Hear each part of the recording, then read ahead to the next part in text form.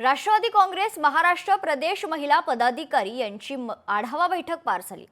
या बैठकीला प्रदेशाध्यक्ष खासदार सुनील तटकरे, राज्यसभा खासदार सुनेत्रा पवार, महिला व बालविकास मंत्री अदिती तटकरे, महिला प्रदेशाध्यक्ष रुपाली चाकणकर, मुख्य प्रवक्ते आनंद परांजपे उपस्थित होते। दरम्यान पक्षासाठी निष्ठेनं काम करण्याचं आणि निवडणुकीत यशस्वी होण्यासाठी जनसंपर्क वाढवा असं आवाहन खासदार सुनेत्रा पवार यांनी केलं।